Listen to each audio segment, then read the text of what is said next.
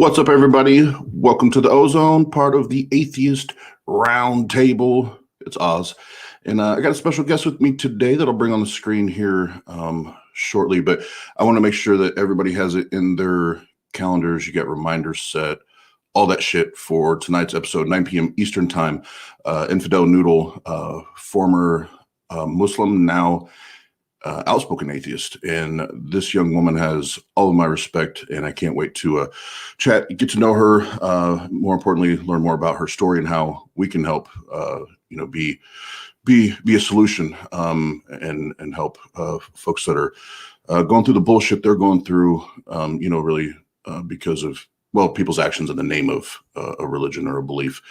So I'm really looking forward to that.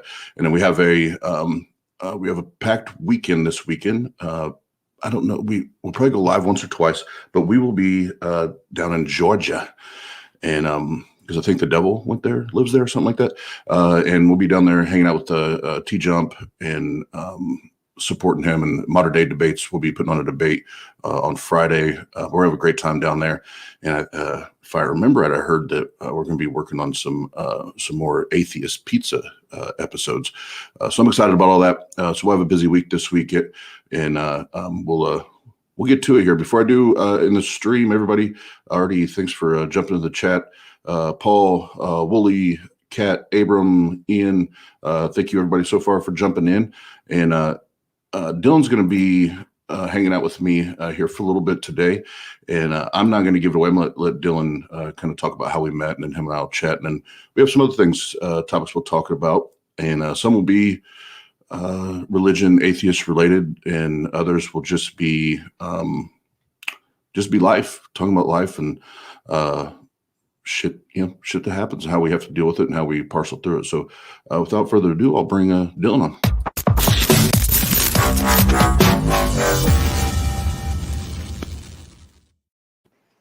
Dylan, what's up, homie? What's going on? Can you hear me? Yep, I can hear you. Can you hear me? I can hear you very loud and clear, sir. How are you, man? I'm doing pretty good. How are you, Mr. Austin? Man, I'm living life out here grinding, before we get into the life questions and dive into that, I told a few people that you and I'd be on here today talking. Before we talk about anything else, where in the hell did we come in contact? A very special place. What year was that? 2017? 2018? I was thinking about that last night, right around there, 17, I think. I met you while I was going through hell, is a very accurate way to put it. It was winter or early spring of 2017 at Parkview Behavior Health. Very dark place, very dark time for me in my life. My pregnant girlfriend at the time was not being very considerate of our relationship, and the economic castration wasn't very good, and finishing up school and all those things that life throws at you that can eventually wear you out, especially if you have depression or have bipolar disorder. And it got to the point where I just really didn't care anymore. And a lot of people get that way, and I'm far from that now, completely far from that. And when I first saw you, I saw you at the defect or the cafeteria at Behavior Health at Parkview, and I was thinking, damn, that guy's jacked. That's a big dude. You were in your beater and you had tattoos and you looked like a really tough guy. I was like, you know what? I like that guy. I'm gonna go talk to that guy. And we just had a good chemistry ever since. Yeah, so we met in the psych ward, to put it non-gently, and it was one of those things where I was looking back at the timeline, and before him and I both left, he was like, "Man, I'd love to have you on. I do a podcast every once in a while. I'd love to have you on and chat." Yeah, I was really into the science back then, trying to do science episodes. Yeah, or just talk about life or kick it. Yeah, mute that. Go away. but yeah, I was well thinking about timeline, and I remember you saying that, and with all the shit I was going through, I was on the beginning stages of starting to lose my marriage, and my family and everything, and it was about the time that I was really making a break away from religion and faith, and it was like, yes, I would love to have a platform somewhere somehow where I can talk about this and not just help others, but even help myself process through that. It's funny. I remember now because I was very atheist then, Yeah. more so than I am now, which is very ironic. Yeah. For the timeline, so people understand kind of how Dylan even fits in the picture where um, how I even wanted, started to want to do a podcast or YouTube channels is that was introduced, and then him and I did something together for a little minute, and then I started on my own, which Pasta Mike and I joke about all the time, the atheist asshole page, as I was still going through the angry atheist stage, and then I met Pasta Mike and the other guys, gals that are part of Tart, and here we are today. But those were some of the first moments where I was like, yeah, I think I would love that. I think I would enjoy doing that.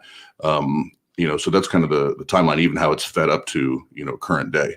But no, Dylan, I'm still to this day glad we crossed paths. I think that was whether I don't believe in karma or anything like that, but I do believe that you meet people It was very meaningful, yeah, very there was deliberate a and yeah authentic.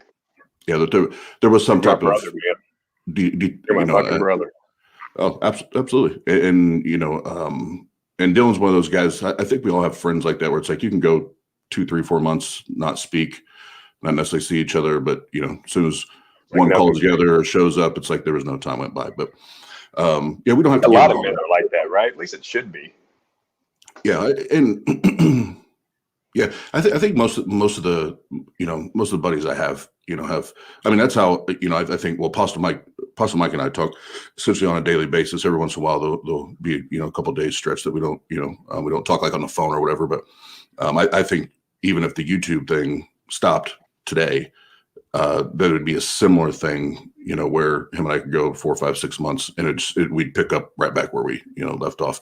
And I do think that they're few and far between. And I think I'm probably fortunate to have people like that in my life because I know some people don't have that. They don't have Yeah, those people. sometimes like I'll get in like a very uh I guess focus mode in my brain late at night, thinking about things and people in my circle that I really appreciate, and I'll text a few friends. I've texted you a few times late at night, 3 o'clock in the morning, like, "Hey man, I appreciate you.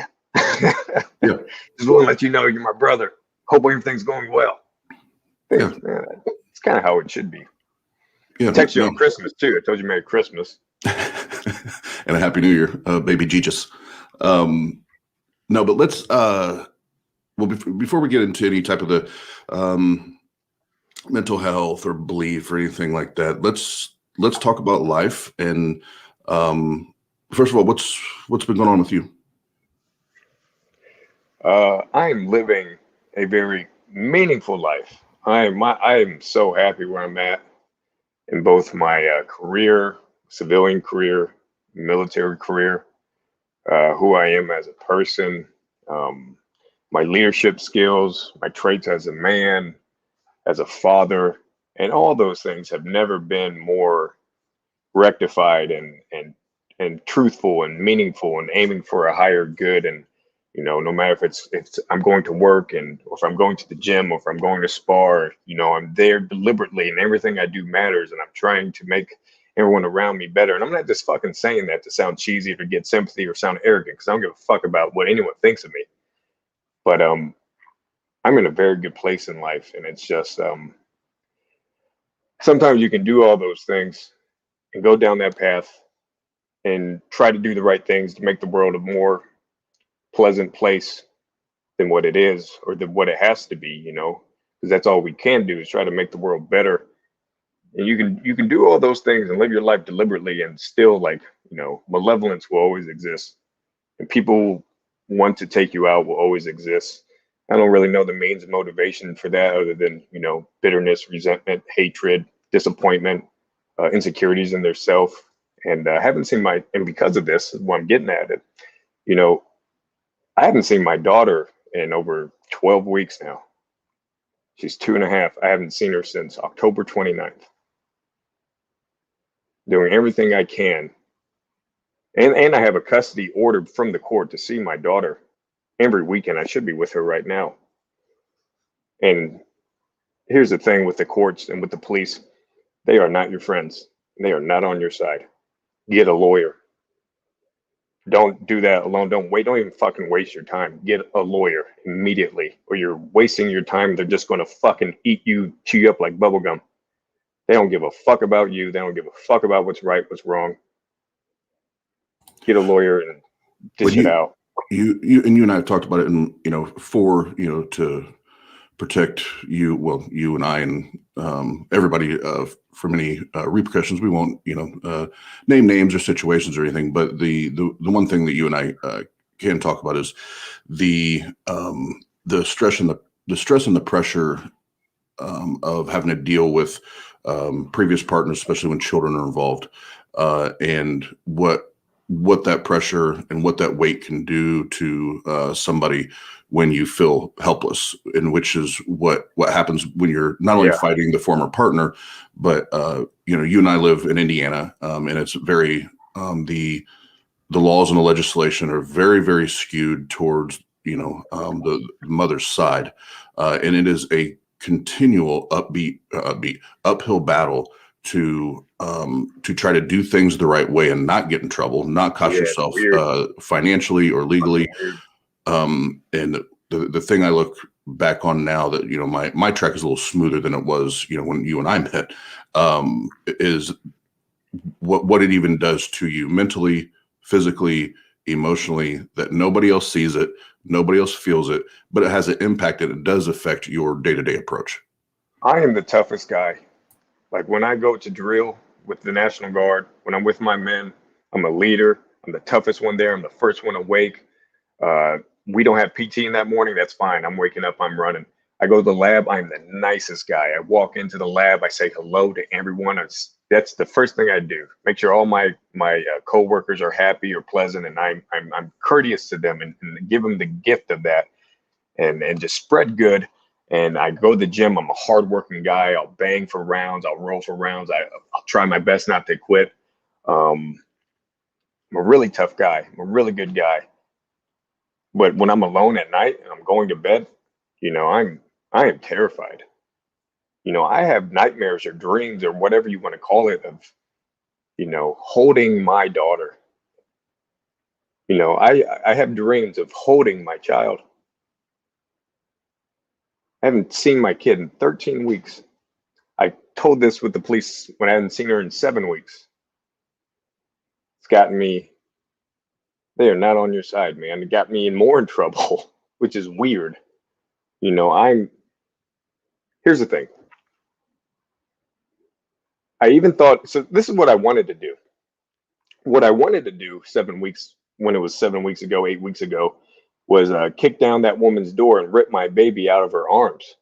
That's what I wanted to do. And that's what everyone in my position would want to do. But I didn't do that, obviously, because that's wrong and it's going to make things way worse. So what I did do was, ask the police for help and did everything that they told me to do. And I ended up getting fucked. The mental fortitude of protecting and serve, like they have no idea what that means and the concept behind that. Selfless service and serving the people. Disappointing. They're there, not all of them, but a lot of them are beta male white knights that just want to be either are there for a paycheck or be an authority or be there to protect women or all those things. And it's not about justice at all, protecting and serving. It's disappointing. They should be ashamed of themselves. Not all of them, but a lot of them are like that. It's very gross and it's weird. I don't understand the means of motivation in all of this. Study is very clear what happens when you separate a child from their father. Or grow up in a single parent household. Yeah, and it wears me out, like you were saying. I'm fucking mentally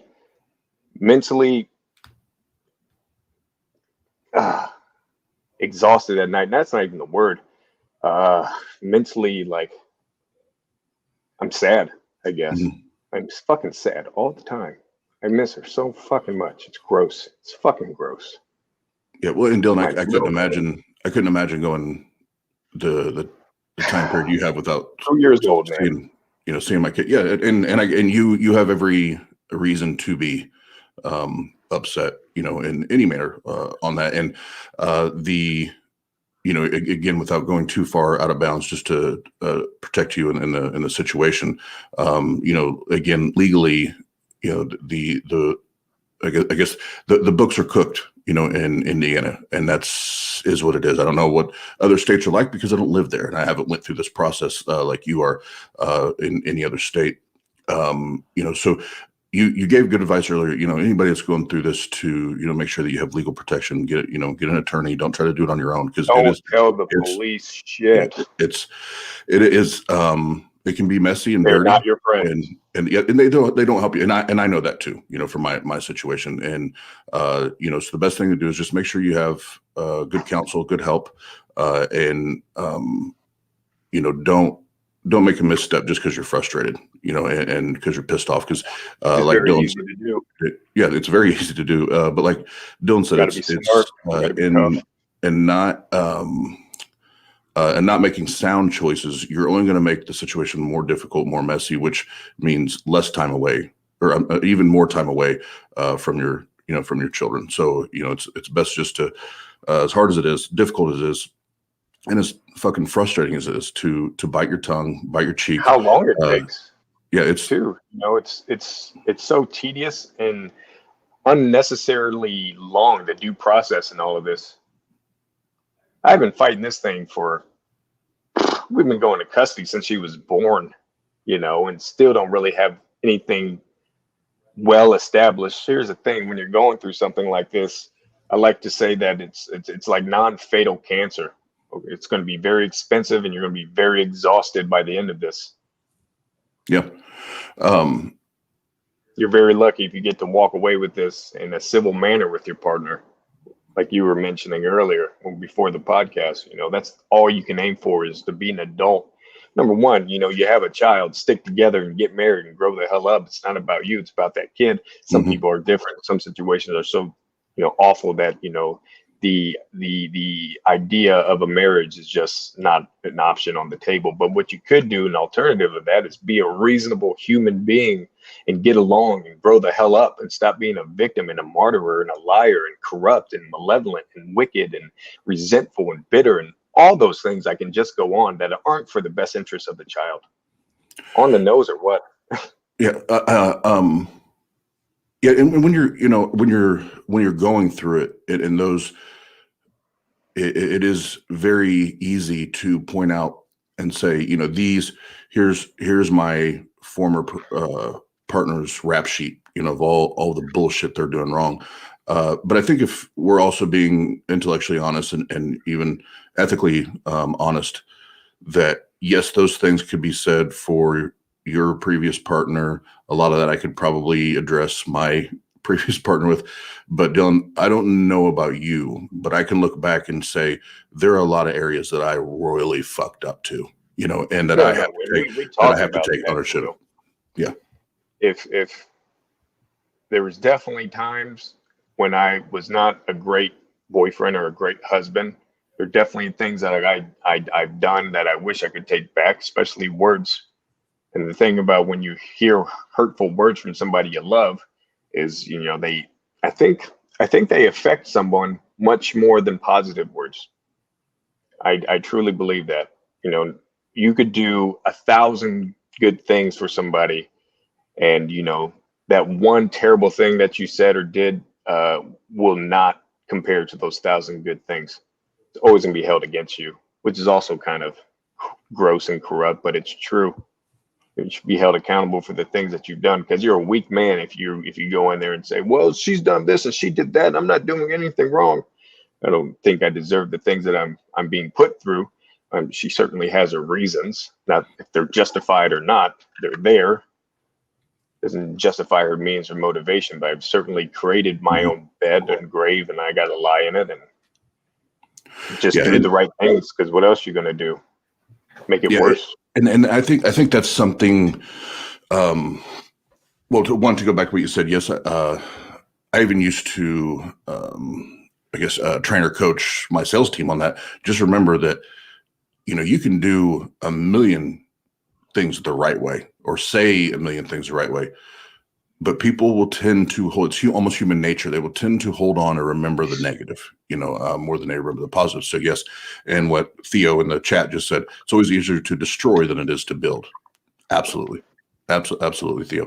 And I think that's what is important when any of us are going through this kind of a process is, okay, yes, I can acknowledge everything that the other person did wrong, but the one thing, Dylan, that I know that you've done and I've done, and hopefully we can help or inspire the people to do it, is we've acknowledged those things, but we've also then looked in the mirror and looked internally and said, okay, what was at the root of this problem? What am I responsible for?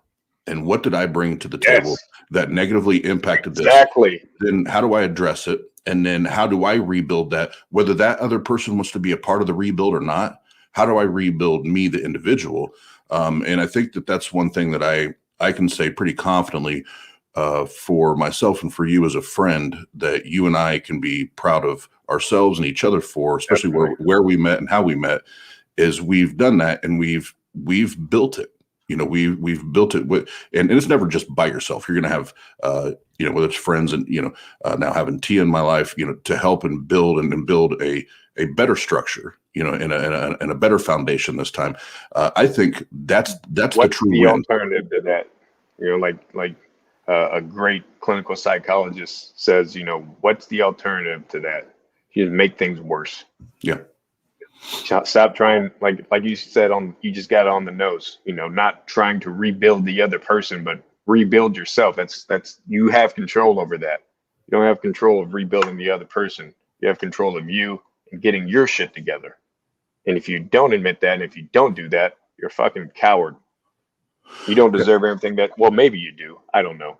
But I mean, I don't know if you deserve what you're getting put through, but certainly don't pretend to be so naive and and not understand why these terrible things are happening if you're not doing anything about it. Your life sucked and you had a shitty relationship and you didn't try to fix you. You're an idiot. You're wrong. Yeah. Well, and the great Dr. Phil said, you got to be real with yourself. Dr. Phil. You got to get real with yourself. But I always play around with that, but it's very simple. It's Do you very even know who simple. you are? Yeah, Do exactly. you Can even you know look the in terrible things you've done? Why you're so fucking shitty? And why you suck? I'm a really tough guy, so I'm a little bit harsher than most people, but say that to yourself and figure out what the fuck is wrong with you. Be a long night. yeah, But if you don't figure it out, it'll be a long life. in the moment, the moment you can do that, and again, I tell my kids this: if you can't look in the mirror and hold yourself accountable to the standard that you want to be as a human being, and the what you want to represent in your life and what you want to contribute to this world, if you can't do that on your own, then that means nobody else can hold you accountable. So whether it's in a relationship, your job, a friendship, if you can't hold yourself accountable first to being the best version of yourself that you can be today and in the moment, nobody else can do that. Want to know something beautiful about what we're talking about? When we started our podcast in 2019 or so, and 2018, 2019, somewhere around there, I was not in a very good place. I mean, that was kind of the reason to start it, is to have, number one, get me out of, out of bed and focus on a goal that a common goal that could be of some use. And I was not in a very good place. Did I even have a job at the time? I think it was right before Harley Davidson, or we started it. Then I got the job at Harley Davidson, Mhm. which I love, one of the best jobs I've ever had. But I was in a very dark place, going through the same custody thing that I've been going through since the teen was born. Uh, I was just completely miserable. Didn't have a goal. Well, I had a goal, but I was far from it. I wasn't living my life at the standard I knew I was capable of. And we just had that same message, what are we doing wrong and what can we do to better ourselves and to keep moving forward and doing the right things know that it will eventually pay off. And it's true. Like in my civilian career, in my military career, both have just amplified and God has just excelled beyond. I couldn't even, if you told me this 2 years ago, I'd be a scientist with 5 hour. I wouldn't. I like to see it before I believe it, and you just it's inevitable. It always pays off if you continue to like do the things right and make yourself better and aim for a higher good.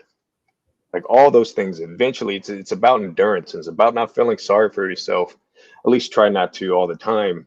And if you do, that's fine, but don't let that hold you back. And eventually, like you'll get there if you have a goal and you have like a true selfless desire to improve and make the world a better place. I know this sounds cheesy, but it's so fucking true. Eventually, it always pays off if you keep doing these things and fixing what the fuck is wrong with you. Yeah, that's one of those things. You and I are chatting before it came on, and I don't believe in supernatural or karma or anything like that. But there is something to be said. I don't know what it is, but there's something to be said. And with the homeless, well, it's been shut down since COVID, and as soon as COVID's done, once or twice a month, I have a homeless. You want to call it outreach or whatever, and not only do we feed them and clothe them and give them sleeping bag stuff, but we literally go and hang out with them for hours and just chill out. And the kind of the moniker for it's called dirty work, but it's do good, be good, good shit happens. And I think the principle, I guess, behind it is when all of your energy goes into helping people get better, helping the world get better, and then you start putting people like that around you, in the sphere of influence that you have, that it's getting, or I'm sorry, that you have those type of people around you. Like my mom used to say, show me your friends, I'll show you your future. That kind of thing where it's like now you're surrounding yourself with good things, good people. So 9 times out of 10,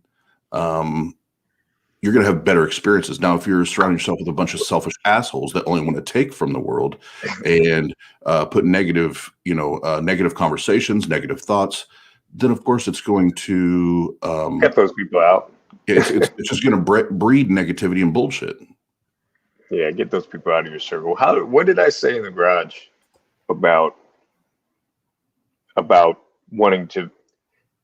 Oh, I said, what are the consequences of trying to make the world a better place? It can only be for the better. You certainly can.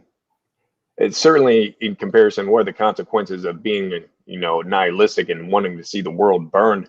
Those are two different paths. One's going to make your life better. One's just going to make everything around you worse, including other people. Yeah, it's much more fulfilling to try to find the positive things or the silver lining that it is to focus on the negative. That's such a misconception about the atheist community.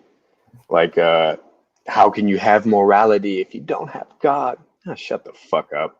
Number one. But number two, you have one of the biggest lights I've ever seen, and I'm not just saying that. You're a really good guy. You've definitely been there for me and other people that you haven't even met. And that just fucking radiates in a room. And it takes so little effort, so little encouragement. That's what I love the most about, living life for a higher good and really meaning that. It just makes everything around you better, including other people. Well, and we'll get to that higher good thing here in a minute. But before we do that, so Dylan, you kind of touched on when you and I met.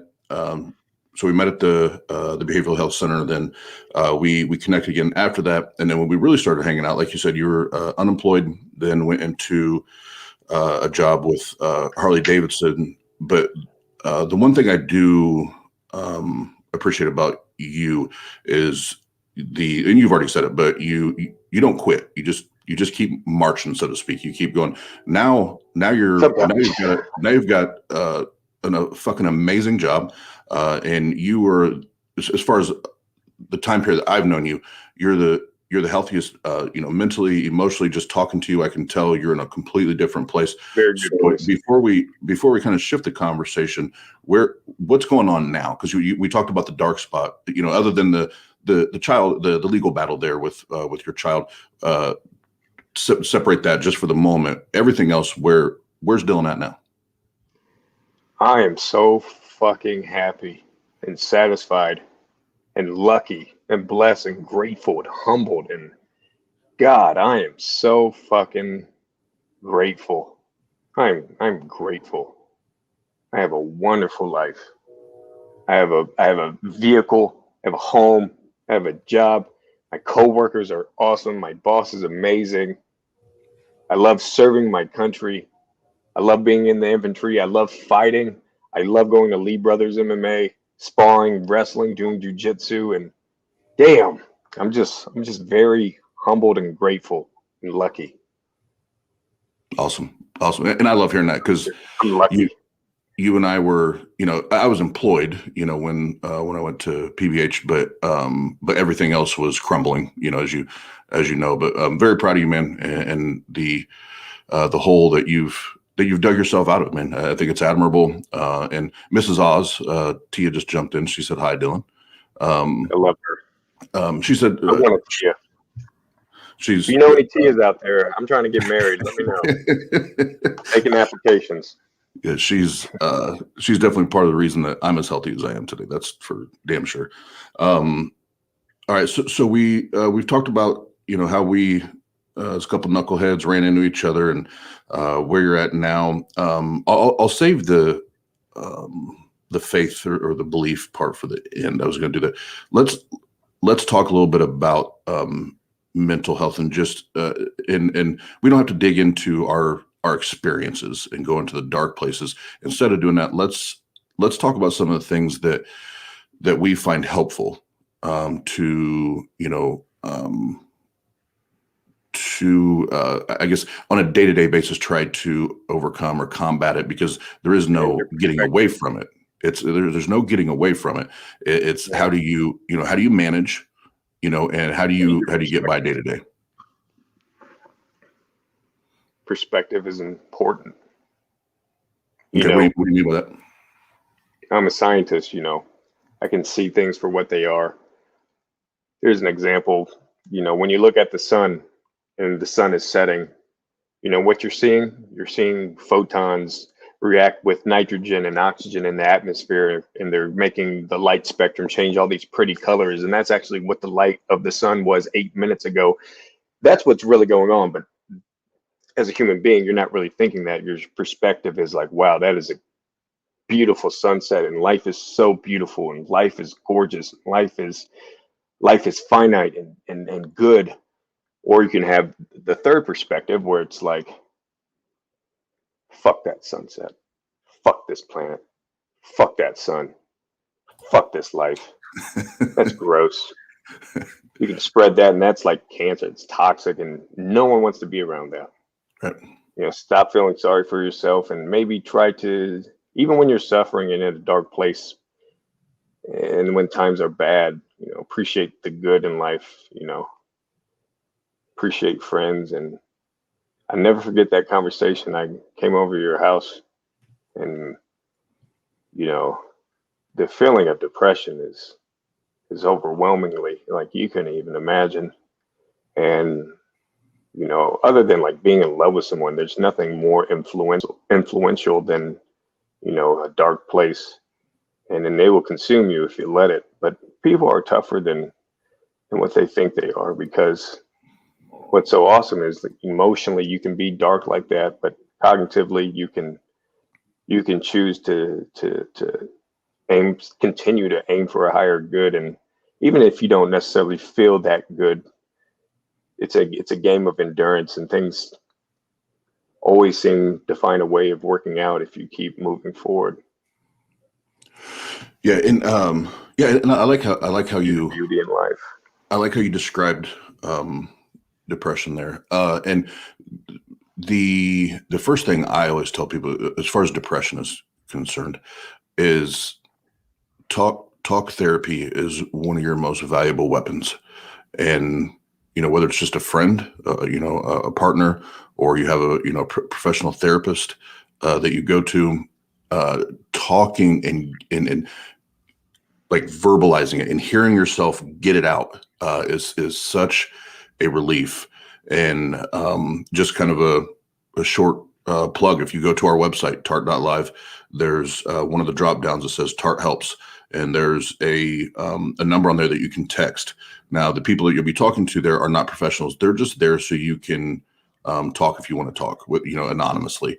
But you can also reach out to us. My email is austin@tart.live, and we are in contact with a secular therapist that will help you. Great rates. So if you don't have insurance, it's great rates. And so we try to provide as much that we can because we do understand the importance of having those resources. But first and foremost is the talk therapy. Second is finding the right psychiatrist to find the right, either medication or I guess cocktail of medications to address or treat your specific diagnoses. And for me, between you'll know in a month if it works. Yep. If it doesn't, like you said, find something else. It's just kind of trial and error, but it's only going to help. Yeah, it's find the medication that's correct for you. And like Dylan said, mine's about 2 weeks. About 2 weeks, I know if it's working or not. Now I've got to the place where mine is on point, and I know as long as I take it like I'm supposed to every single day. My part of my diagnosis is bipolar, and I am the manic bipolar. That was the type 1 or whatever, type A, whatever they call it, where it was the roller coaster was like this all the time. And now it's more like this, and I've found the perfect, blend or cocktail, whatever, like I said, whatever you want to say. But do that. But listen, the number one mistake people make is they get on the right prescriptions or whatever. Then as soon as they start feeling amazing, they're like, oh, I don't need this shit anymore. I feel good. And then they plummet. So get the right mix and keep taking the mix that makes you feel the best. So. And if you want to get off it, you should probably ask yourself, number one, why is it that you want to get off it? And number two, don't do that alone. Do that with your doctor. Correct. If it's because of your pride and your ego, or maybe it's just for moral reasons you want to try to do it without it, I respect that. I get that. But dude, man, you live in a scientific utopia, and we have treatments to help you. Not, you have these system of moods, right? And if you're feeling like your dog died every single day, then those system of moods you have are not working or not functioning properly. And we can fix that. Science can help with that. It's only going to make things better. And if people try to say it's not natural, I've shared this metaphor with you. People who say it's not natural, it's like, well, neither is brushing your teeth, but you don't see any dentist not recommending that you brush your teeth. Your teeth are naturally supposed to fall out. But we have this thing called toothpaste and other things that science have created. So it's sustaining. And your mental health is no different. So understanding with a broken arm, a broken leg, a chipped tooth. But when it comes to our own brain, we can be so insensitive. And I'm not sure why that is, other than perhaps we don't want to feel as if we are weak. And a lot of ego. Yeah, it comes down to. And it's hard to seek out for help, right? When you're depressed in a dark place, you don't even care about yourself. So why the hell would you get treatment for yourself? Well, no. How about it? Because I care about you, and your life isn't necessarily your life to take for granted or take as a whole. Do it because other people care about you. Yeah, it's part of the stigma is still, it's seen as weakness. To number one, to have a diagnosis. Number two, to reach out and ask for help. It's viewed as right. People are just toughen up. Just toughen up, get tough, or you got it, dude. Or the one I still to this day I do have a seething hatred for is when Christians say, well, you're not praying enough, you don't believe God enough, you don't have enough faith. And that's one of the few areas that a little bit of that angry atheist will still come out, because I'm like, no, because I did that shit for 30-something years, and guess what? Nothing changed. So don't tell me that. You could pray and meditate and think about like the things that you're doing and what you can do to get better. But meditation, prayer, whatever the fuck you want to call it does not change the chemical makeup and mapping in your brain to give you a more long-term solution. No, I And agree, but help you figure out what you want to do or what you're supposed to be doing. Either if it's at praying or if it's just sitting down with yourself, however you want to see it. I don't care. I just want you to get help and figure out yeah, what the hell is wrong with you and what you want to do. But I agree. I think, not everyone, but, having a strong sense of spirituality could be very good for you. But, you could do both if you want, actually. And I recommend that you should, try to also speak with your doctor. well, yeah, Not try to tackle absolutely it speak to alone. your doctor. Absolutely, and yeah, we'll definitely talk about the spiritual here in a second for a few minutes. But for the mental health, so we talked about the medication and talk therapy. The other thing, and a couple people in the chat said it. Dylan already said it. Don't um, um, don't go into hibernation. Don't become reclusive to where you I'm disappear. very Because guilty of that. and I have been in the past as well. And it's very easy to do. And because what happens is that spider web just gets stronger, thicker, and it's dangerous. It's dangerous to do that. Yeah. So, as difficult as it is, do the best you can do to force yourself to either talk to somebody, whether it's on the phone, face to face, whatever it is. Now with all the technology shit we have now, especially because of COVID, FaceTime, Zoom, like do something to, connect yourself with a human and get it off your chest, and talk all the shit you need to talk. You know, I have this friend right now who's going through quite a bit of depression, and I can only do so much what I can because I have my day to day life I have to attend to, and they live quite some time away. But some a mistake that they're making is when a friend reaches out and calls or texts, not answering or not responding, or maybe not till days at a time. And I know when I'm in that place, I can be guilty of that, of not answering the phone or reaching out to people who are reaching out, and know the consequences of that are not good. I don't care how you feel emotionally, just know that that's not good for you, and what you're doing is wrong. You should be responding to friends who care about you, even if you don't feel like it or feels like it's too much or you feel as if they wouldn't understand. Well, I'm telling you, you need to do it because it's good for you. It's certainly not good for you to be alone and feel sorry for yourself and not get out of bed and not bathe and not shave and not eat or not interact with other humans. It's not good. The Yeah. consequences of that are dangerous. And if I could, Dylan, just because I know if I was in a dark spot right now, one thing you said that would have caught me off guard is that it's wrong. It's not wrong. It's unhealthy. I think unhealthy is a better word to use there Yeah, um, uh, because it's who knows?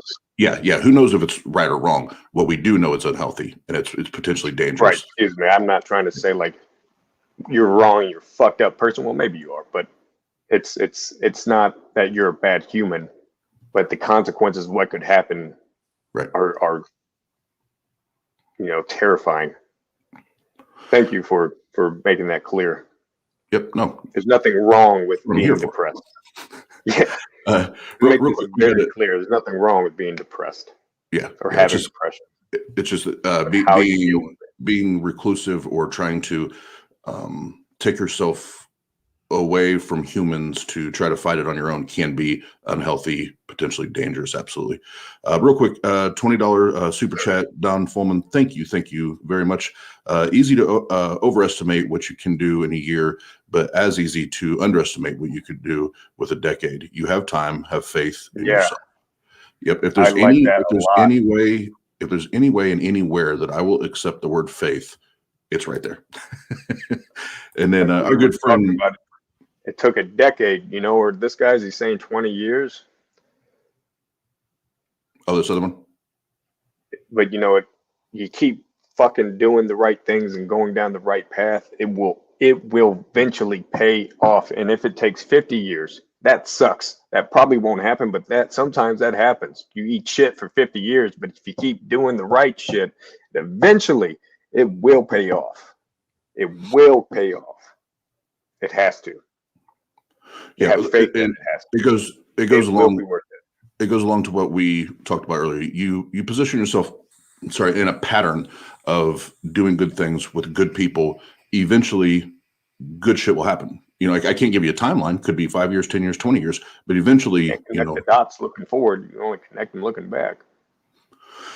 And then our good friend Loki, Very the easy to go down the old wrong god path. of hangovers. It's a valid point. I fell to that and have been a recluse for almost 20 years. Please look for help when you need it. Yes, much love, Loki. You know that. And 20 years, that's a very long time. yep. And And the sooner you take action, the sooner Loki's you been a can. good friend of the channel really since we started, and we've had chats on mental health and things like that. But no, he is a gentleman and a scholar. Theo, yeah, this danger of getting in such a cycle. Good point. Yeah, the cycle is what the cycle or spider web, whichever one I think you can use interchangeably. There is dangerous, hard as fuck to reach out when you're depressed, or especially when you have compounding issues. Agreed. Yeah. Agreed.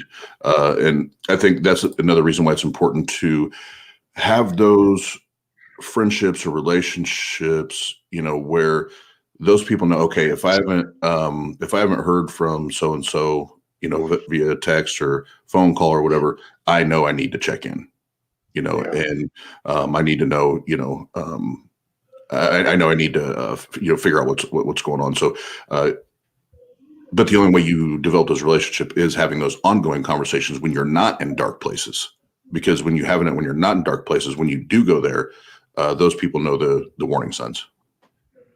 To go off of that, I had this friend who worked in the laboratory I work at. She no longer works there anymore, and she was a bit different, bit quirky, and you definitely had to put in effort to talk to her because she was just different. She's a little weird, but that's okay. Like, weird as in she was a goofball.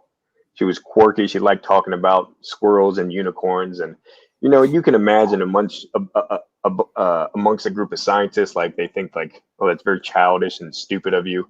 Who the hell wants to talk about squirrels and unicorns and all these other quirky things? Just because she was different and weird and goofy, but she was a good person, but not a very happy person. That was pretty obvious, and everyone was mean to her. Even among scientists, like, tribalism can still happen. That was very disappointing to see, and it pisses me off because, it's so obvious when someone's hurting or they're going through a dark time and they're, anxious, pretentious, and nihilistic and depressed and all those things. And I would talk to this woman who works at my job, and she would share with me, that she's unhappy and the things she's doing to try to get better, and the goals she has, and how much and how little effort on my part it took to help her, how little encouragement it was just to be a reasonable human being and talk to her about wanting to be better, wanting to get her shit together, and eventually it working out, came up with a plan, some goals. She was in some debt, and some came across some brainstorming some ideas, and just having someone there who cares about you can go a long way. Mm-hmm. As a human being watching this, you don't know what the fuck everyone's going through, and I carried that with me too. What helps me a lot is I don't feel sorry for myself as much anymore, and when everyone is going through something and we're all hurting, and you be considerate of that when you talk to people. If you don't, then shame on you, man. You don't know what that person's going through. Yeah, It takes so little effort to make it better. Yeah, and when it radiates too. When you're somebody that goes through those places, those dark places, sometimes you do. It's not What top if of you mind don't have awareness. a friend It's that does that? that checks in on you. If it's if you can't, you don't have that that selfless human who's going to be by your side and give you that encouragement. How do you reach out to better yourself? Well, I gave I gave the text. You can go to the website. There's that texting thing there. So if you don't have, you can do it anonymously. That way you have somebody you can just talk to. Like I said, we have ways to get in touch with a professional. And if you really want to talk to somebody, there's also recovering from religion, where they always 24 hours a day have somebody available to be able to talk to. And again, can line you up with specialists and professionals. So there are ways, there are tools, for Definitely. people if they do, resources, if they really do want to find somewhere or My someone line's open to all reach the out time. to. Like from our last podcast, man, and that's what I fucking love so much about things like this is knowing that, like, man, I actually helped some people. Like, people really like talk to me and tell me that like I helped them out and gave them some good news that they suck and their life sucks, but that's okay. It can get better. Mhm. And like hearing us talk and share these things, especially young men, like they find it almost like as if it's a relief, that they're not alone, or if they have similar, stories, and they can reach out to someone like us, intellectual and scholars who we do our homework and we don't like to lose and we don't want to die. We want to win and we want to keep fighting. So we're really good at figuring this out. Probably, I mean, it took us a very long time, but I think we're pretty skilled at battling depression. And man, and Well, much my much my more rep. much more so than we were 4 or 5 years ago. Yes, absolutely. Oh yeah, and it always gets better. It keeps getting better. And my reputation with the courts is so corrupted and so gross, and they try to paint me as a monster. I don't get it. I don't fucking get it. It's like I'm here because my daughter is going to be in my life no matter what. Period. I'm not leaving. I'm not quitting. Why would who would? Who does? That's fucking obvious. And I don't get the slander and trying to remove me from that and try to give me this reputation that they're trying to pursue. My lawyer's very good, thank God. My day-to-day life is nothing like that at all. Especially like helping these people with depression. It's a very good feeling knowing that the little bit of encouragement or a little bit of human decency you pass along goes a very long way. Yeah, and It radiates. even with the court stuff, the more you model, the type of father you are, eventually that's going to ring louder than someone else's voice, and someone else's Yeah, opinion. you got So, to have um, situational awareness. You can't lose your cool in that courtroom, man. It'll fuck you. You got to um, be strong. You got to be mentally aware of your surroundings and not and lose your cool. They'll use that against you.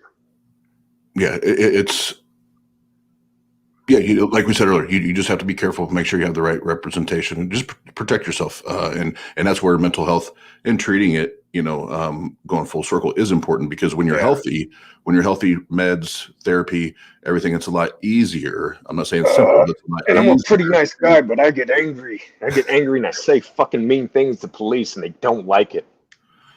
Yeah, well, we ain't I we call ain't them even beta go there. male bitches. No, let's not do that White on there. knights. No, Let's, don't do that because it let's definitely not didn't do that. help me. Let's not do that. It felt good, but it definitely made things worse. Everything he just said. Don't do that. Don't fucking do that. Jesus. But to go back, I wanted to in the chat when we were talking about reaching out to people, checking on them. A few folks in there said, that they are not very good at it or forget, whatever. The one thing I do is I have a reminder set in my phone that whether it's I think I have one every 2 weeks, I think it is, and I will go through random people that maybe I haven't heard from in a while, or there's some that I'm staying in constant contact with because I know they've been struggling for a while, and I do that, and guess what? It's 5 seconds, 10 seconds to send a text message or whatever, and just follow up. And what I bet the that'd be good for people too who's depressed. Why don't you reach out to people you're grateful for and you appreciate? I'm sure yeah. that will make you feel good. Makes me feel good. Yep. Yeah.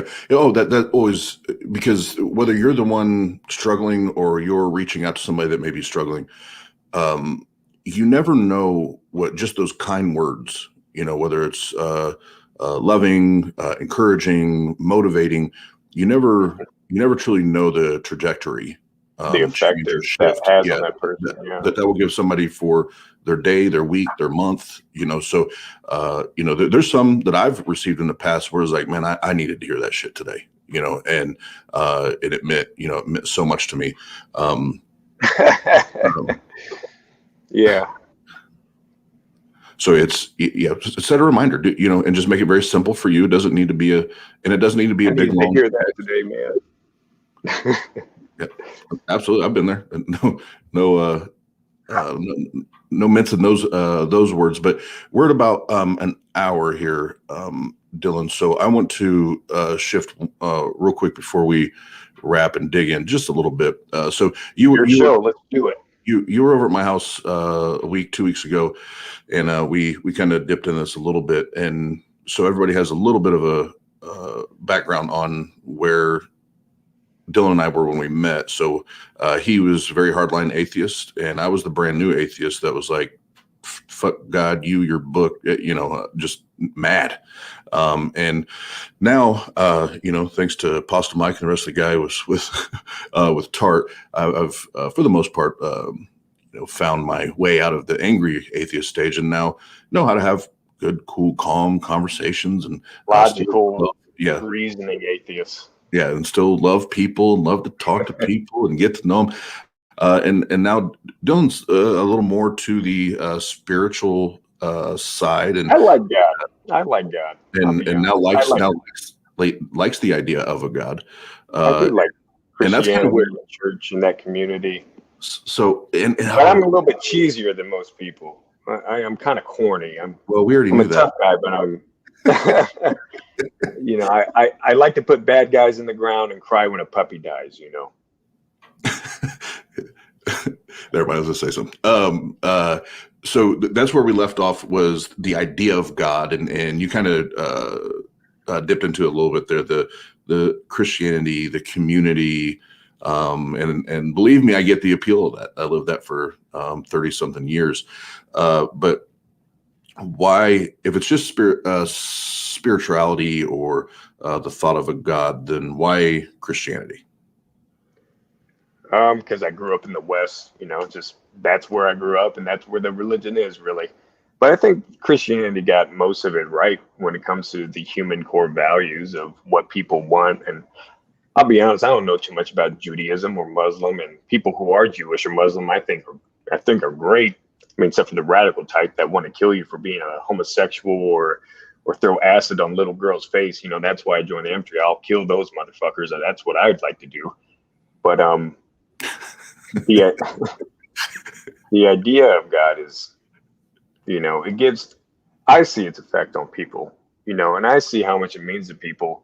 And I don't know if you truly disagree with this, but I think it's pretty obvious that the idea of God has helped and saved a lot of people going through some pretty difficult times. And I wouldn't want to take that away from them.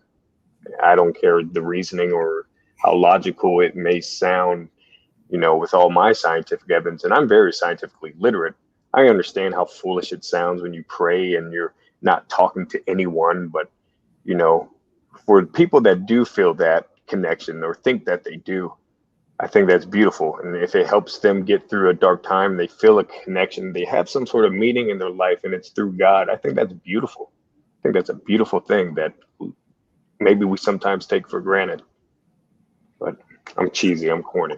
So, well, it's not a matter of being cheesy or corny. I think it's romantic, and it's like I said earlier, when people ask me if I believe in God, a lot of the times my response is kind of, it's not your goddamn business, no pun intended.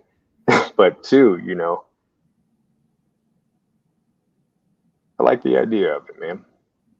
I think it's beautiful. And that's what piqued my interest last time we were talking is that. So the idea of God, because what you've done is paint a very shiny, pretty picture of this Christian God. While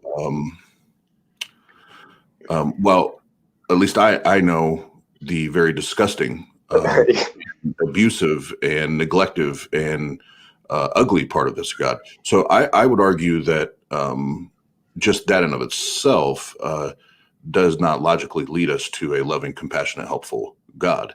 And what Christians, your mainstream Christians love to do is, yes, put out all of the nice, pretty things that this God has done or has been done in the name of this God, while neglecting to discuss all the atrocities that happen in the Bible, but not even that, even things that still happen current day, whether it's the Catholic Church and how many thousands and thousands of. And that's another thing that you're very right about, and it pisses me off, because if you have this idea of God, and that's another thing I don't like telling people I believe in God or not, because who the fuck am I? I ain't shit. I mean, I think I work very hard to be a good person, but I definitely deliberately try to be a good person. Some people are better at that, but a lot of people are worse at being a good person. But the Catholic Church is a perfect example that pisses me off. Like, there's no denying the pedophilia scandals that have happened with the Catholic Church. You're a fucking representative of God. And how do you let this happen? Number one, how do you go through with that? Number one, how do you let this happen? Number two, and number three, how do you cover this shit up and protect those men? It's fucking disgusting. It pisses me off. And then just to show the complete, not for you, I'm talking about the church. It's hypocrisy. It's fucking disgusting. So as I say, so everything you just pointed out, I totally agree with. But there are very fundamental Christians, Dylan, that right now would hear you cussing, pointing at the camera, chewing your tobacco, and say, "Who are you to be representing God?" I ain't shit. But that's what they would say. Those are the type of inconsistencies, and that's why I was like, it's no one's goddamn business, and I ain't shit, and whoever's asking the question probably ain't shit, and none of us are shit, and let's just make the world a better place and mind your own shit. So that we don't need a God. If people don't want it, I just want to see the world be a better place with or without God. I love everyone. I just want everyone to be happy. I don't give a fuck about other people. I don't know. I just try to do the right things. Well, no, I know you give a fuck about other people, but it's yeah. I wanted to dig in that for a minute, because as a scientist and somebody that values and appreciates the scientific and validating. Trying to find a way to justify beliefs, so on and so forth, and what's the difference between evidence and proof and all those things. Empirical evidence, observation, experimentation. Yeah. Okay. At the end of the day, we're never going to land on a God, and when we can put up. Never prove that. If that's your question, absolutely not. We can put out this really misty glaze over it and say, well, maybe this is God. But at the end of the day, Dylan, since you and I got out of Parkview up till today, we've not seen God intervene in our life, right? God has not come down and talked to us and said, hey, I did this for you today, or hey, here's what it is I did for you today. And we have no way to demonstrate that. So we did this. It's not a tangible item of God, of course not. Yeah. I think the idea of God has helped me a lot, though. How? It's very personal. You're just going to make fun of me.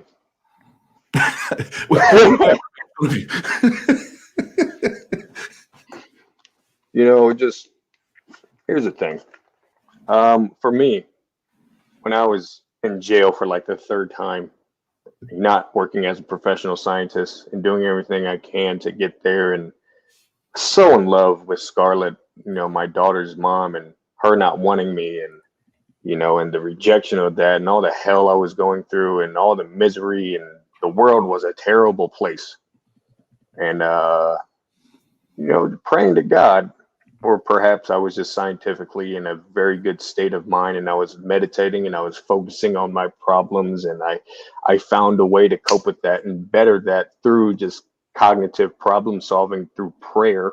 Maybe that's all it was, and I'll admit to that. It's very viable. If anything, that's probably more likely.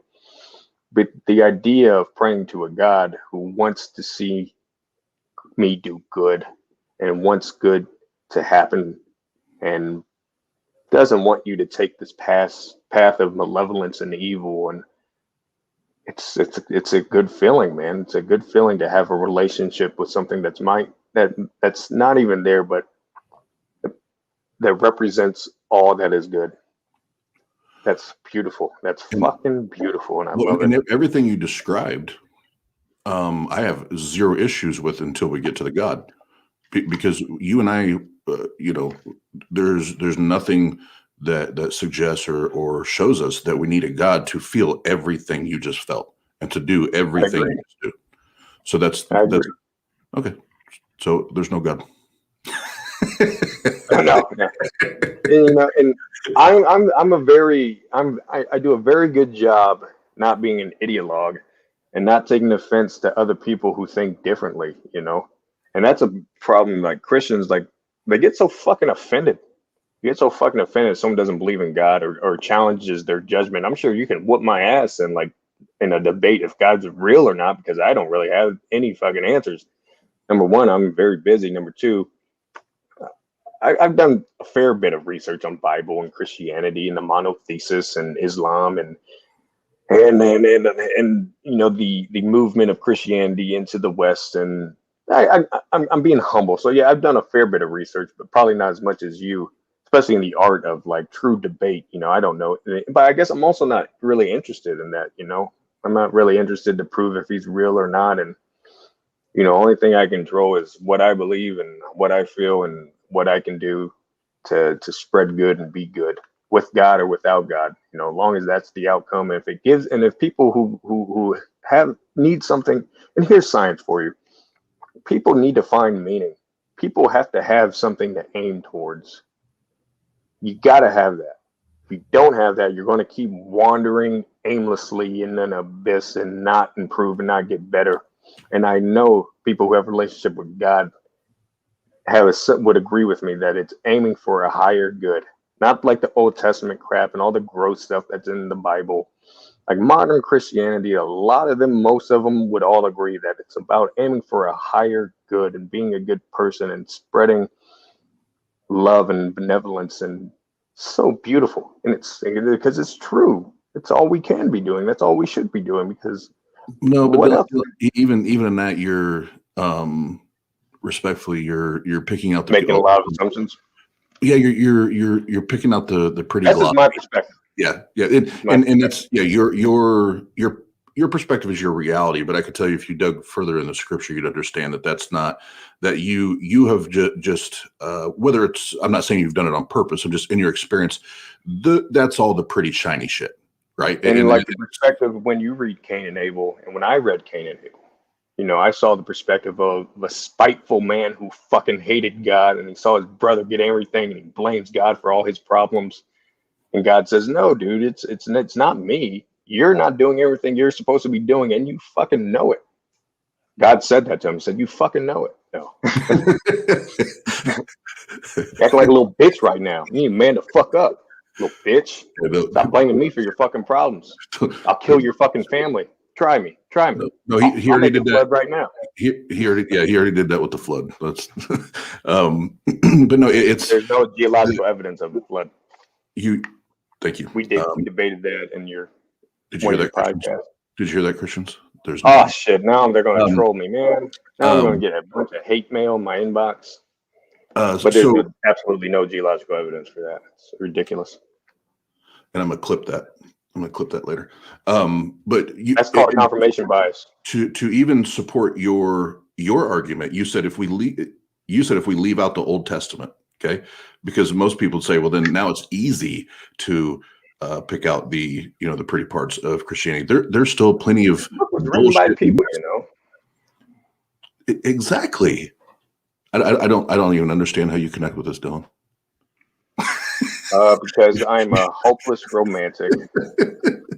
I just like the idea of a God, man. And when I pray, I can't scientifically prove this, but I do feel something. I do feel like it has made me a better person and a stronger person, and it's gotten me through a lot of this. And that's why I have no interest in if somebody wants to debate whether that's true or real or not.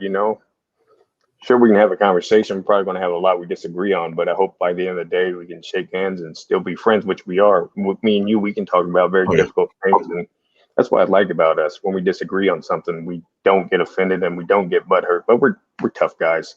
A lot of people are too fucking ideologues and possessed of how they feel and what they think, and aren't willing to hear someone else's thoughts and ideas. And that's what's wrong with our fucking politics in our country too. Hear how other people think and why they think that way. Let's not talk politics. Let's not talk about that. That turns us into not us, but got back from the Capitol. You know that, right? Turns everything into dumpster fires. So let's leave that. Hey, thank you for your service, man. Hey, no problem. Just kidding. Definitely thank you for your service, but we'll leave it at that. Second time I went to DC in a year. Once for Black Lives Matter, George Floyd, and once for the conservative propaganda, which was pretty bad at first, but it was nothing like the George Floyd thing, let me tell you. Not even, maybe I shouldn't even be sharing this, but civility was very much exaggerated and the loss of civility was very much exaggerated through the media. That was a surprise. 20,000, 25,000 soldiers was complete fucking overkill and a waste of money. It pisses me off. Yeah, pisses me off. There were a lot of you guys there. Thank you for the millions of dollars in taxpayer money to protect you, you weak fucking pussy. But protect and serve. I just put on the uniform and I protect and serve. That's my job. I'm not in it to share my political beliefs when I'm on duty, because that's not the point. The point is making sure no one gets hurt, and we're there and we're civil and we're there to help, because that's how it should be. Yes, and remind you, having the idea of God reminds you of that. Me personally, I know you don't feel that way, but for me, it reminds you to aim for the higher good.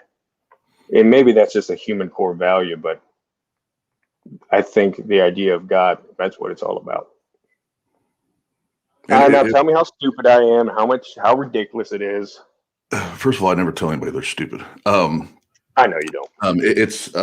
No, I just don't find it. I don't find that for you or anybody that has that position, that I don't see it as a good reason or a justified reason to adopt or hold a God position, because it's not based on reason or logic or facts, which is something that even you do on a day-to-day basis in your career. So it's not about stupidity or lack of intelligence; it's lack of reason in that area. And I think it is. I think it's something for most people that they create this thing, this God thing that makes them feel like there's something bigger than them that they can have to inspire them and motivate them. When at the end of the day, if you look in the mirror, we've done all of this without of God. Like, since I've been an atheist, my life has actually got better. It has improved without this God model in my life. So I know that the God thing is not required to be happy, to have goals, to do any of that. And maybe I could get to where I am if I didn't have that spiritual breakthrough. Who knows? I can't predict. Can't predict that. I mean, probably. I've kind of always had that characteristic of keep pushing forward, but it definitely made it easier for me, man. It definitely helped. And it's weird. It's ironic, like you said. Like, I'm an analytical chemist. We're in a laboratory. But what the thing is, I don't have the realm of science and God as something viable of comparison, because there's nothing scientific about supernatural. It's in the name. It's supernatural. It's not science. The scientific method would never prove or disprove God, because how could you disprove God with science? Well, and it all boils down to and we. As you were leaving a week or two ago, we talked about this. When it comes to supernatural and a belief in a God, when faith becomes your measuring stick or your yardstick, whatever you want to call it, it's now out the window. Core values? What do you mean? Like, when faith becomes like your measuring stick for life, like the core values and no, I mean, as far as a supernatural claim, whether it's a God, Holy Spirit or whatever, as soon as there's faith has to be the measuring stick, because we can't measure it with anything natural. It's now, well, like my go-to statement on our channel here is faith is bullshit. Faith's bullshit. And if you're using faith to measure something, Probably, maybe. It's probably not reliable. I disagree. Prove me wrong. Me, I guess. You're the example of what you can do with atheism. I'm an example of what you can do if you see God from my perspective. But we can measure everything that I've done, like as far as what I've been through and the natural steps that I've taken to get where I'm at. By inserting a God claim and saying that we have to take it by faith that you've gotten where you're at through prayer and God, we can't measure that. Maybe. I mean, I would love to see it. I'm trying to live it, man. I'm trying to live it. Another thing that's helped me with God is, not having casual sex. I don't think casual sex is good for you. There's nothing casual about sex. And a relationship with God reminds me of that. As much as because I'm a very handsome man, I'm very aware of my effects on women.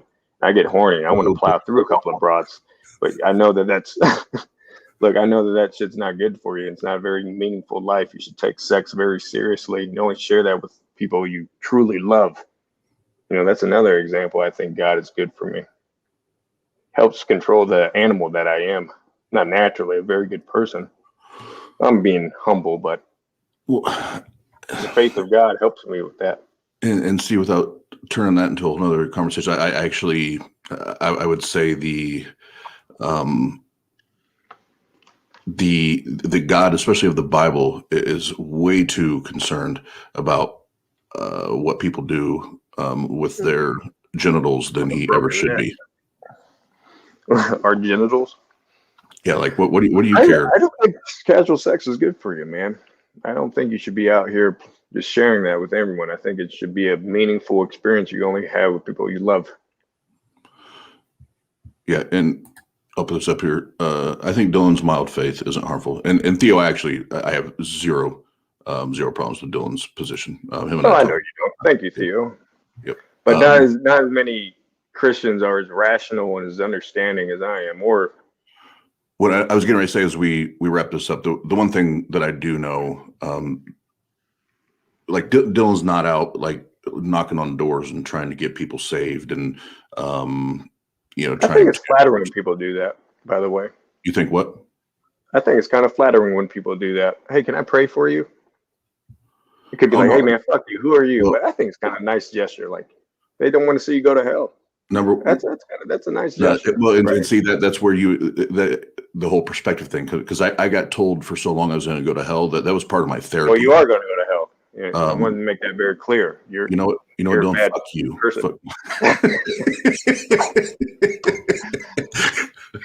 They know we're friends, right? Yes, they do. Well, if they don't, they do now. Obviously. But no, that was, and you know this, but part of my therapy after leaving faith, leaving religion, was that absolute fear of hell. So when people say that to me now, I'm like, nah, man, take that shit on down the road. Your reason. That's a pathetic reason of leaving God. Oh, I don't want to go to hell. No, it's not why I left. It's not why I left. It was. If that's your reason of believing God, then that's the wrong reason. Yeah. Like that's I agree. Yeah. I don't even think there is a hell. I think that's ridiculous. You've been manipulated. What do I know? Not you, but whoever the person is, they have been manipulated. If the only reason they believe is because of a hell, they've been manipulated, and they've used fear to drive that belief. So if you would ask them how do they justify that belief, they would have it would be hell. I mean, I've seen like thinking rationally that the idea of hell is propaganda to keep people towards Christianity and church and the Catholic religion. Also, what was I going to say? What was I going to say? Another tool that they use, is if you kill yourself. Another thing I thought rationally is another reason they came up. You shouldn't kill yourself or you go to hell is because maybe they know that this shit isn't real, and if you kill yourself, it's for nothing. You're not really going to go to heaven. So they tell you not to kill yourself, though, because you won't go to heaven if you do that. You'll go to hell. So it keeps people from killing themselves. But that's just like a thought experiment I've had. I am a scientist. I do think rationally about these sorts of things. All I know is we have no good reason to believe that heaven nor hell is real, nor do we have a good reason to believe that a God is real. So I'm not going to base my life and my decisions on My response it. would be, I'd like to think that there is, but I have no evidence if there is or not. So that means there's no I God. think my daughter, Somebody when I else see put my the daughter, time ping 121 on that one. I'll clip that one too. don't make it like a CNN fake news things of me, but I mean, if you want, but I know you're not the type to No, these are at do the end of the show. propaganda. The shows there are thank yous for all the people that support our channel. Oh, I thought you were talking about me disproving God. But I was joking. No, I was joking. yeah, I know. But when I see my daughter too, it's such a powerful, authentic, genuine, grateful love. And I feel like when I'm with her, like God is with us too, man. It's so beautiful and so real. And, and it pisses me off that anyone would want to take that away from me. Not God, I mean my daughter. Like how dare somebody fucking fight so hard to keep her away from me? And for why? I tell you this much, if they had more God in their life and God in their heart, I don't think this would even be going on right now. I don't want to be insensitive to that situation, so I'm not going to comment on that. Yeah, don't be a dick now. Yeah, because I do appreciate the situation, and yeah, I would, because that's one of those And I know you situations have a where, lot and of respect. I do You're tell not going to hurt people. my feelings. Well, no, because I do tell people there are situations where I won't question belief, faith, anything, because it's like, say it's somebody, maybe it's somebody in a situation like you're in, and we don't have the friendship that we do. And I know I could talk to you freely about it. I probably wouldn't have the conversation with you because I know everything that you're going through, but you and I have that relationship. Or somebody that, they have terminal illness or whatever. I'm not here to take God or faith or belief from people. What I want to And that's do where I think is is, a very fine line. When yeah, someone's lying there afraid on their deathbed. If you ever seen that, it's so awful. The most worst. There's nothing more terrible than seeing someone fight for their life on their deathbed who are scared, don't know what's going to happen to them. And that's yeah, another reason why I stopped being such a radical atheist, because who the hell am I to take that away from them?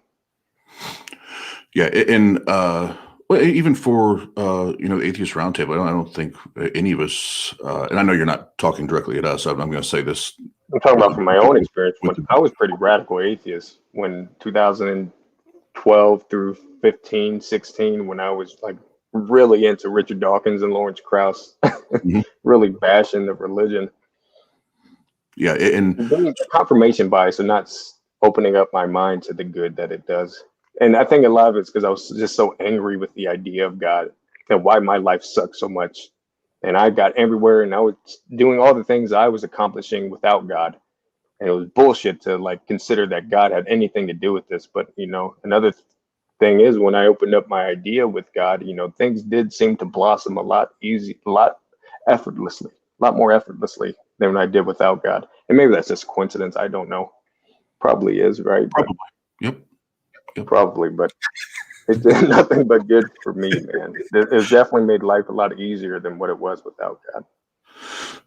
Yeah, and like I said, we're myself and even the rest of our channel, the guys and gals on our channel, we're not here to take anything from it. But what we want to do is challenge beliefs, and challenge bad ideas. And if that helps people get a better understanding of what their belief is and how they justify it, cool. If not, we have plenty of Christians that come, to the channel and hang out with us and talk to us. So it's not like we scare them away and we're here telling them that they're stupid and they're idiots and anything like that. So we, come on, come on. We'll chop it up, figure it out. Now there are some people that hate us because we challenge and we call things out, but that's part of life. But we Yeah, are. I'm sure that happens. Yeah. Oh, yeah, absolutely. So we're about an hour and a half. That's usually about how long we run our shows here. Dylan, thanks for hanging out with me today, man, and chopping it up. Is there anything you want to say before we go?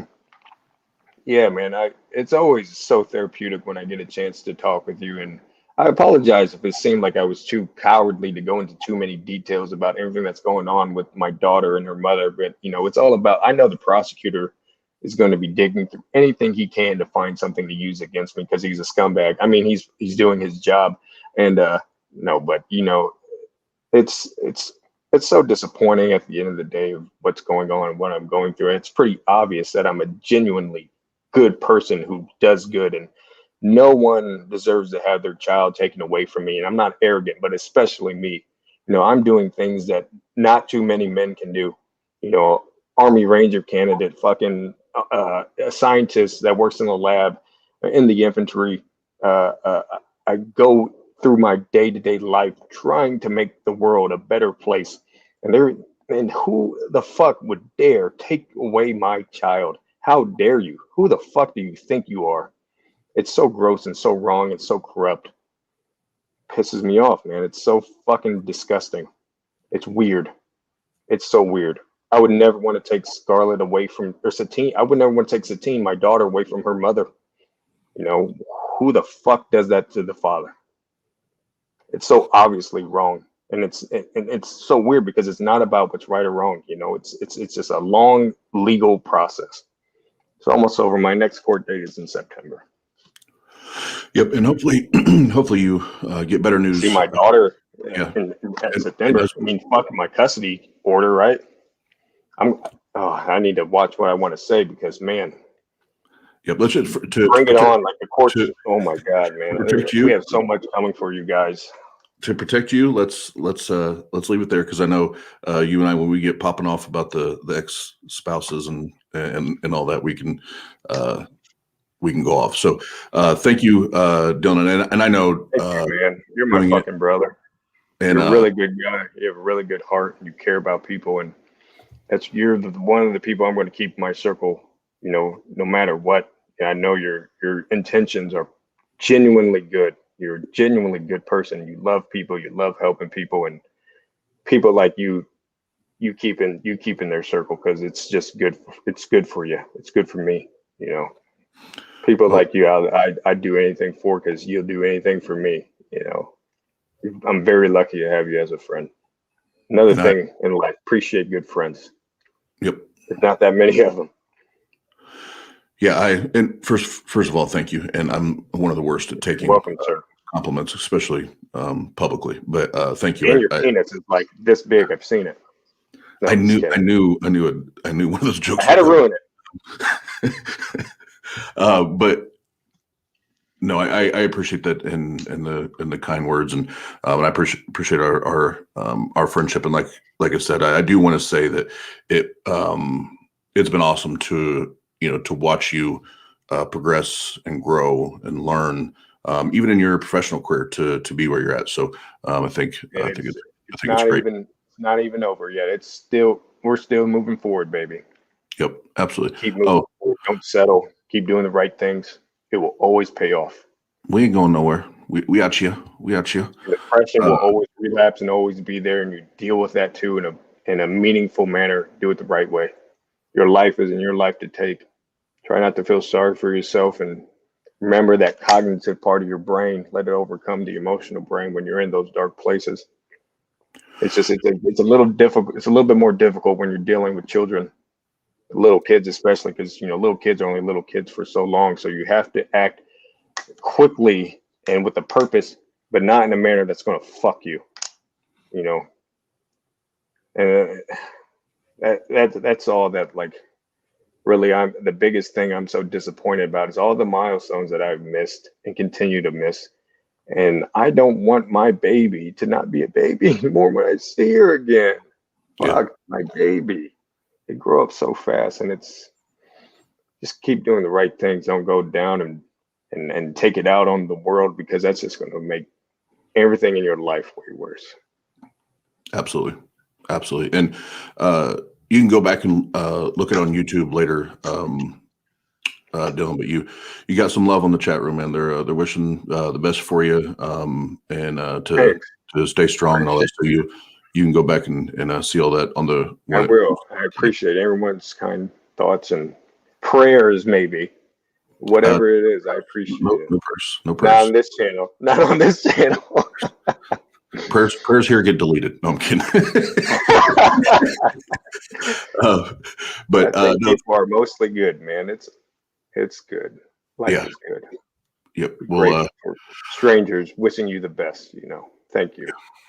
yep. Be For that. kind. Please rewind. Yep. And thanks again, Dylan, and for everybody in the chat. Appreciate you guys hanging out.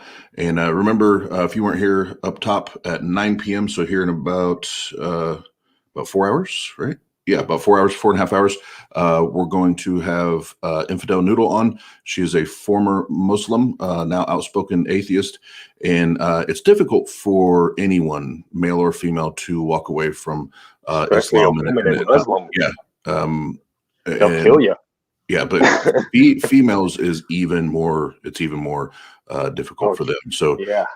so if you have time, hang out Consider with her, us. Hang out with us. We'll be chopping it up with her, and it's yeah, that's going to be amazing. So She's in a good place, you're saying? she is now. Yep, yep, Good. Looking forward to that. yep. So we'll Nine be o'clock. live. Yep, 9 p.m. Eastern time, and I think we'll have most of the crew on with us for that. But until then, thanks again to Dylan, and we'll see you guys here in a few hours.